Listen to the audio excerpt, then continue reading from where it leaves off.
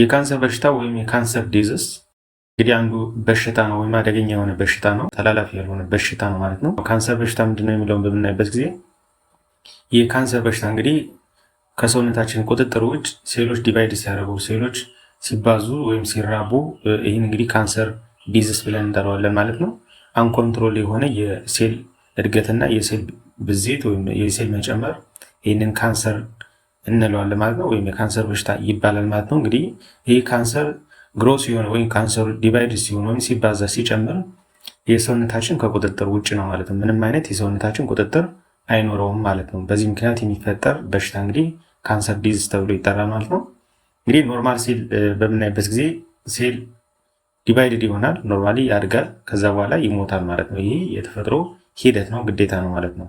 ነገር ግን ካንሰር ሴል ላይ በምናይበት ጊዜ ወይም ካንሰር የተፈጠረው ሂደት በምናይበት ጊዜ ሴሉ መሞት አይችልም። ነገር ግን መልቲፕላይ የሆነ ወይም እየተባዛ ይሄዳል ማለት ነው። ይሄ ሲባዛ ወይም ሲጨምር ከፍተኛ የሆነ ማስ በሚጨምርበት ጊዜ ወይም ከፍተኛ የሆነ ኮንሰንትሬሽን በሚኖርበት ጊዜ የዚህ ሴል ብዜት ማለት ነው።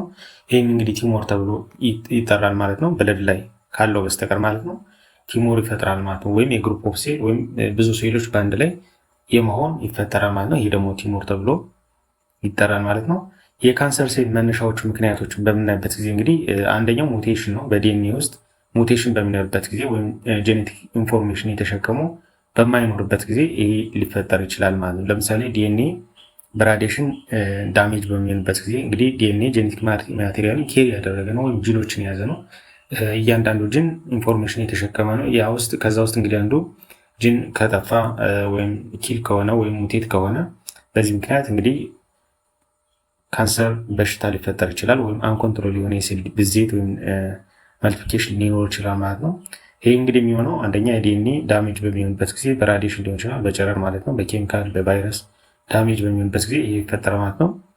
እንግዲህ ካንሰር ከአንዱ ወደ ሌላው በጣም የሚተላለፍ ነው። ሴሉ እየተባዛ እየጨመረ በሚሄድበት ጊዜ ከአንዱ ኦርጋን ወይም ከአንዱ የሰውነት ክፍል ወደ ሌላው በማደግ የዛን ሌላውን የሰውነት ክፍል የሚጎዳ ነው ማለት ነው። መነሻዎቹ የካንሰር የሚመጣበት ዋና ዋና ምክንያቶቹ ወይም ፋክተሮቹ ብለን የምንላቸው አንደኛው ስሞኪንግ ነው፣ ወይንም የማጨስ ማለት ነው። የሚያጨስ ወይም በሚጨስበት አካባቢ የሚገኝ ሰው እንግዲህ በስሞኪንግ ምክንያት ለንግ ላይ እንግዲህ ለንግ በዋናነት የሚጎዳው ስሞኪንግ በሚኖርበት ወይም ማጨስ በሚኖርበት ጊዜ የሚጎዳው ለንግ ነው። እንግዲህ ለንግ ላይ የለንግ ካንሰር ይፈጠራል ማለት ነው። ሌላው እንግዲህ አልኮል፣ ከፍተኛ የሆነ አልኮል መጠጥ፣ ዝቅተኛ የሆነ የምግብ ዴት ወይም የምግብ አመጋገብ መኖር፣ ከፍተኛ የሆነ ውፍረት፣ እነዚህ የፋክተሮቹ ናቸው ማለት ነው። ኢንቫይሮንመንታል የሆኑ ፋክተር ወይም አካባቢ የሆኑ ፋክተሩን በምናይበት ጊዜ ራዲሽን፣ ለምሳሌ አልትራቫዮሌት ሬይ ከፍተኛ የሆነ የራዲሽን ወይም አልትራቫዮሌት ሬይ በሚኖርበት ጊዜ የቆዳን ካንሰር ሊያመጣ ይችላል። እንደገና ደግሞ የብክለት፣ አካባቢያዊ ብክለት ይህም ፋክተር ሊሆን ይችላል ማለት ነው።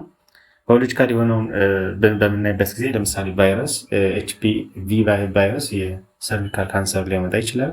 ሄፓቲተስ ቢ ወይም ሲ ደግሞ የሊቨር ካንሰር ሊያመጣ ይችላል ማለት ነው። ጄኔቲካል የሆነውን ፋክተር በምናይበት ጊዜ ሙቴሽን ነው ማለት ነው። ከፓረንት የሚመጣ ሙቴሽን ወይም ከፓረንት ጋር ተያይዞ ጄኔቲካሊ ትራንስፈር የሚሆን ሙቴት የሆነው ጂን ትራንስፈር መሆን ይህም ሊሆን ይችላል ማለት ነው። እንግዲህ የካንሰር አይነቶችን በምናይበት ጊዜ እንግዲህ የተለያዩ ናቸው። የመጀመሪያው እንግዲህ ካርሲኖሚያ ይባላል። ይህ ካርሲኖሚያ እንግዲህ ኮመን ነው፣ በብዛት የሚከሰት ነው ማለት ነው። እንግዲህ በዋናነት አታክ የሚያደርገው ቆዳን ነው ማለት ነው። የሰውነት ካንሰር ምንድነው? የቆዳን ካንሰር በማምጣት የሳምባ ካንሰር፣ የጡት ካንሰር በማምጣት የሚታወቅ ነው። ሌላው እንግዲህ ሳርኮሚያ የሚባለው ነው፣ ሁለተኛው ማለት ነው። ይህ ደግሞ ሞር የሚከሰተው በአጥንት ላይ በጡንቻዎች አካባቢ እና በሴሎች ላይ ወይም በቲሾች ላይ የሚከሰት ነው ማለት ነው። ሌላው እንግዲህ ሉኬሚያ ይባላል። ይህ እንግዲህ ብለድ ላይ የሚከሰት ነው ማለት ነው። ብለድ ካንሰር የሚያመጣ ነው ማለት ነው። ይህ እንግዲህ ቲሞር አይፈጥርም ወይ አንድ ላይ ኦርጋናይዝድ የሚሆን አይደለም፣ ወይም ቲሞር አይኖረም ማለት ነው ብለድ ካንሰር ከሆነ። ሌላው እንግዲህ ሊምፎሚያ የሚባል አለ። ይህ እንግዲህ አፌክት የሚያደርገው ኢንፌክት ሲስተሙን ነው፣ ሊምፋቲክ ስርዓቱን የሚጎዳ ነው ማለት ነው። ሌላው እንግዲህ ሜላኖሚያ ይባላል። ይህ እንግዲህ ከፒግመንት ጋር ወይም ከቆዳ ቀለም ጋር ተያይዞ የሚመጣ ካንሰር ነው፣ ወይም ቆዳ ላይ አታክ የሚያደርግ ነው ማለት ነው።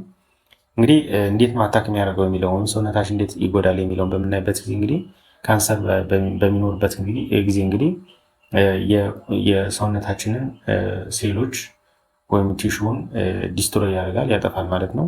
እንደገና ደግሞ ኒውትረንቱን በመጠቀም ሰውነታችን ጭራሽ ወይም ኖርማል የሆኑ ሴሎቻችን ኒውትረንት ማግኘት አይቻልም ማለት ነው። ኢሚኒ ሲስተም በማዳከም የሰውነታችን ይጎዳል ማለት ነው። ይህ ካንሰር ማለት ነው። እንደገና ደግሞ የኦርጋን እና የተለያየ ሰውነት ክፍል ፌለሪቲ እንዲኖር ወይም ከስራ ውጭ እንዲሆን በማድረግ ማለት ነው። ኖርማል የሆነውን ፋንክሽን ብሎክ በማድረግ ይሄ ይሆናል ማለት ነው። ለምሳሌ የሳምባን ካንሰር በምናይበት ጊዜ የመተንፈስ ስርዓትን በማቋረጥ ማለት ነው። ለምሳሌ አልቬሎ ላይ ይሄ ነገር ቢከሰት ዱፕሊኬት እየሆነ እየተባዛ እንግዲህ ስፔሱን ይይዛል።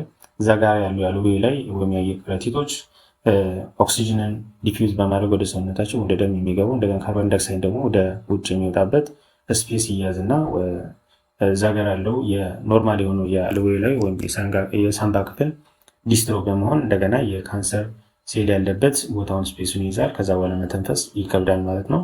የጭንቅላት ካንሰር በሚኖርበት ጊዜ እንደዚሁ የኒውሮሎጂካል የሆነ ኢሹ ይፈጠራል ማለት ነው። ወይም አጠቃላይ ጭንቅላት ስራ ብሎክ ይሆናል ማለት ነው። ስለዚህ በዚህ መልኩ የካንሰር አፌክት ያደርጋል ሰውነታችን ማለት ነው። እንግዲህ የምልክቶች ወይም ሲምፕቶሞችን በምናይበት ጊዜ እንግዲህ ከፍተኛ የሆነ የክብደት መቀነስ አንዱ ነው ማለት ነው።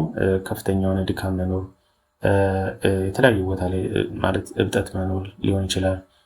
ክሮኒክ የሆነ ፔን መኖር፣ አብኖርማል የሆነ ወይም ከኖርማል ውጭ የሆነ መድማት፣ የሰውነት መቀየር፣ እነዚህ ምልክቶቹ ሊሆኑ ይችላሉ ማለት ነው። ስለዚህ ዋናው እንግዲህ የካንሰር ሴል ዲያግኖስ የሚሆንበትን በምናይበት ጊዜ በሱ ሊሆን ይችላል። ብለድ ቴስት ሊሰራ ይችላል። እንደገና ደግሞ በኤክስሬ፣ ሲቲ ስካን እና ኤምአርአይ በሚባሉ ዲያግኖስ ሊሆን ይችላል ወይም ሊለይ ይችላል ማለት ነው። እንግዲህ ዋናው ትሪትመንት እንደው ሰርጂካል ነው። አንደኛው የቲሞሩ ወይም እዛ ጋር ዱፕሊኬት የሆነውን የተባዛውን ሴል ማስወገድ መቻል ነው። ሌላው እንግዲህ ኬሞቴራፒ ነው፣ ድራግ በመስጠት ያንን ሴሉ እንዲሞት ማድረግ። ሌላው እንግዲህ ራዲዮ ቴራፒ የሚባለው ነው። ይህ እንግዲህ በራዲሽን አማካኝነት ሴሉ ላይ ዲስትሮይ ማድረግ ወይም ራዲሽን በመልቀቅ ያን ዲፕሊኬት ያደርገው አንኮንትሮል የሆነውን ሴል ራዲሽን በመልቀቅ ሴሉን ኪል ማድረግ ሂደት ነው። ሌላው ኢሚኖቴራፒ ነው። ቦስት ኢሚኒ ሲስተም ወይም ኢሚኒ ሲስተም ቦስት በማድረግ ወይም ኢሚኒ ሲስተም ኢኒሼት በማድረግ ኪል እንዲያደርግ ማድረግ ነው። ስለዚህ በአጠቃላይ ካንሰር ምንድን ነው የሚለውን በዚህ መልኩ መረዳት እንችላለን ማለት ነው።